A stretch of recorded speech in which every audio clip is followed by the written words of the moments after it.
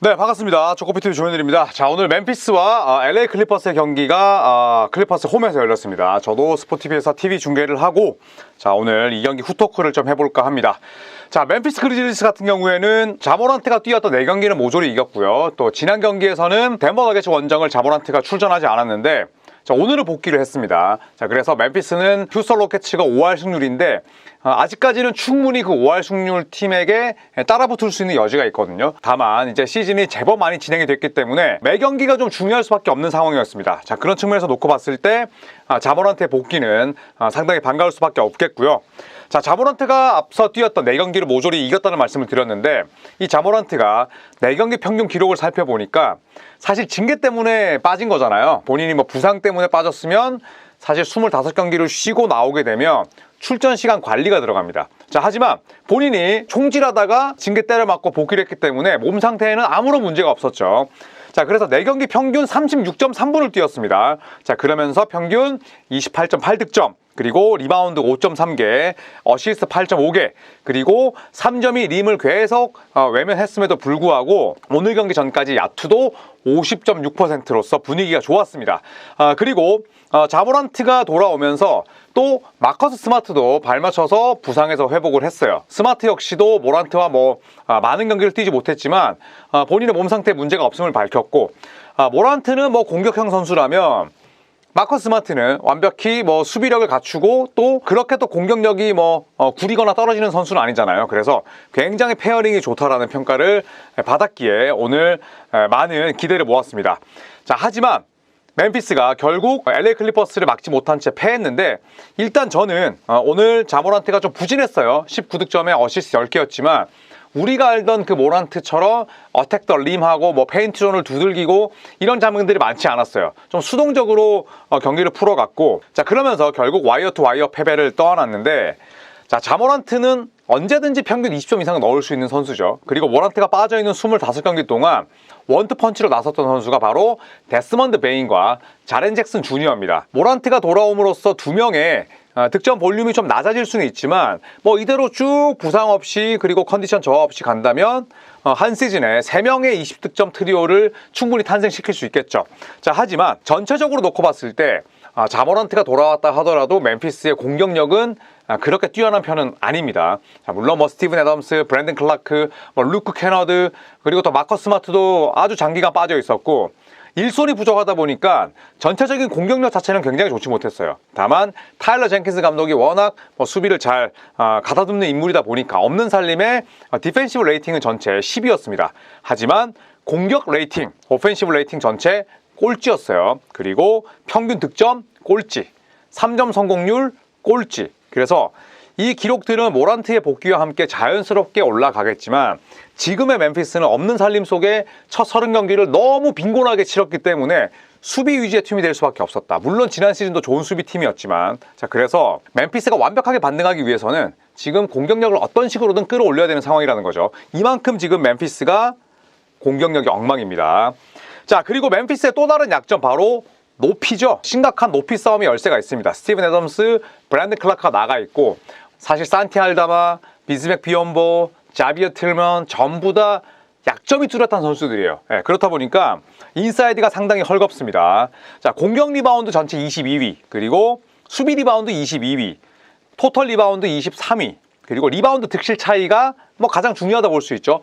마이너스 3.3개, 거의 리그 최악의 수준이고요. 그리고 오늘 경기 LA 클리퍼스를 상대로 33대 54로 리바운드의 열세였어요. 저는 개인적으로 리바운드 개수를 엄청나게 중요하다고 생각하진 않습니다. 당연히 중요한 요소지만 리바운드를 잡는 자가 경기를 지배한다는 말도 틀린 말은 아니지만 저는 좀 리바운드에 대한 과신이 있는 편은 아니에요. 다만 21개씩 리바운드 차이가 나면 이거는 사실 경기를 내줄 수밖에 없는 거죠.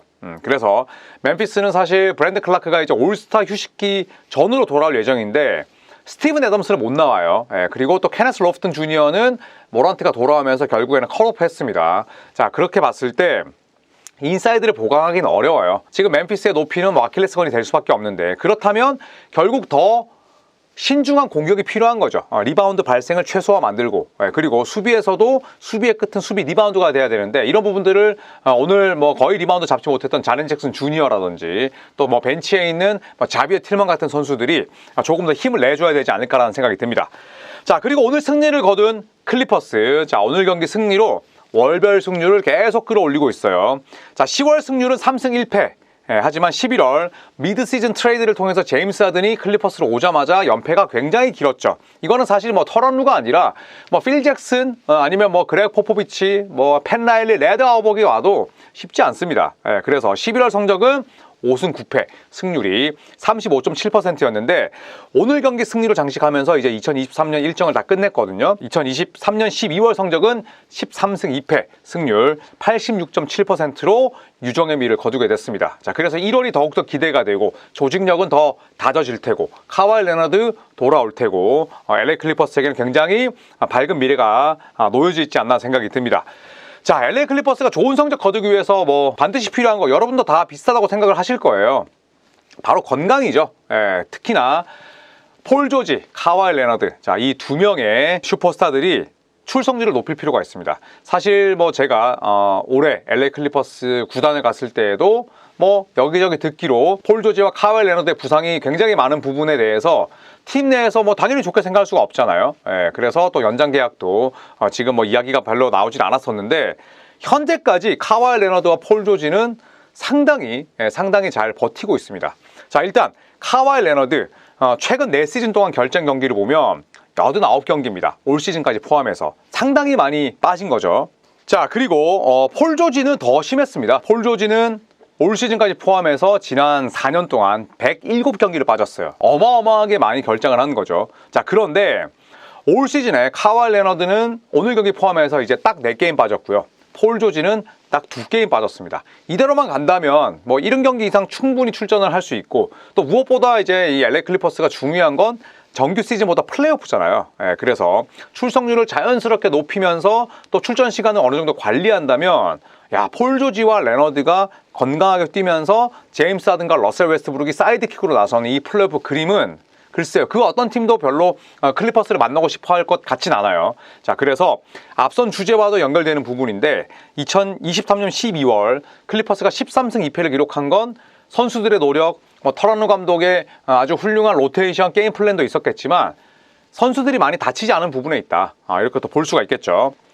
자, 그리고 오늘 경기 보신 분들은 아시겠지만 제임스 하든과 이비차 주바치의 콤비 플레이가 상당히 좋습니다. 자, 이비차 주바치는 뭐 늘 든든한 선수죠. 항상 비가 오나 눈이 오나 제 몫을 해낼 수 있는 선수고 고점은 높지 않지만 그렇다고 해서 뭐 저점도 엄청나게 낮은 선수는 아닙니다. 그런데 제임스 하든처럼 마이스트로 이 경기를 상당히 잘 풀어가는 플레이메이커가 오다 보니까 주바치도 펄펄 나는 거죠. 그래서 저는 이 두 명이 새로 명콤비가 되지 않을까라는 생각이 드는데, 자, 이비차 주바치는 제임스 하든의 활약과 발맞춰서 최근 활약상을 이어가고 있습니다. 지난 7경기 가운데 무려 더블이 5번이었고요. 시즌 기록을 12.4득점, 9.6 리바운드, 1.4 블락샷까지 끌어올렸습니다. TS 트루 슈팅 퍼센테이지는 65%. LA 레이커스 시절에 비해서 자유투가 조금 떨어지긴 했습니다만 주전 센터로서 좀 한정적인 역할을 맡고 있음에도 불구하고 평균 기록이 거의 더블이다. 이거는 결국에 투맨 게임의 마스터고 적재적소에 패스를 찔러줄 수 있는 제임스 하든, 러셀 웨스트브룩과 함께 뛰는 그런 이점을 누리고 있다고 볼 수가 있겠죠. 이점도 누리지만 또 주바치도 하든과 웨스트브룩, 폴 조지, 레너드에게 양질의 스크린, 그 다음에 박스아웃, 몸싸움, 공격 리바운드 아주 훌륭한 능력을 제공하고 있으니 서로 기브앤테이크라 볼 수가 있겠죠. 자, 그리고 제임스 하든, 현재 LA 클리퍼스의 상승세를 이끌고 있는 주역 가운데 하나죠. 자, 오늘 무려 44분을 뛰었는데 사실 이게 저는 혹사라고 생각하지는 않습니다. 왜냐하면 계속해서 38분, 44분 뛰었던 건 아니니까. 그런데 그만큼 터런루 감독이 제임스 하든을 길게 쓸 수밖에 없는 이유가 있어요. 제임스 하든이 있고 없고의 차이가 너무 크니까 온오프 마진이 20점 가까이 나니까 이거는 쓸 수밖에 없죠. 그래서 대표적으로 기록을 하나 찾아봤는데 제임스 하든이 LA 클리퍼스 유니폼을 입고 어시스트 10개 이상 뿌렸을 때 클리퍼스는 무려 7승 1패 한 번밖에 안 졌습니다. 제임스 하든이 패스를 뿌리고 동료들을 신명나게 할수록 오펜시브 레이팅, 그 다음에 공격 리듬이 좋아졌다는 뜻이고요.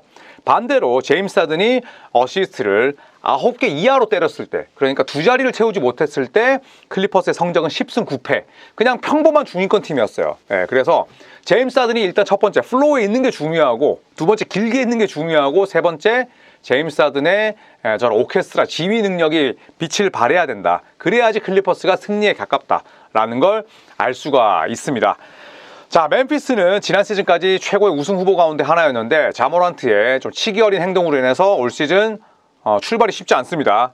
이제 뭐 아직까지 절반도 지나지 않았지만 매 경기가 좀 중요한 그런 다급한 상황이고, 클리퍼스는 2024년 1월이 더욱더 기다려지는 그런 행보를 보이고 있죠. 자, 과연 이 두 팀이 다음에 만났을 때 어떤 경기력을 펼쳐 보일 수 있을지 함께 지켜보시죠. 고맙습니다.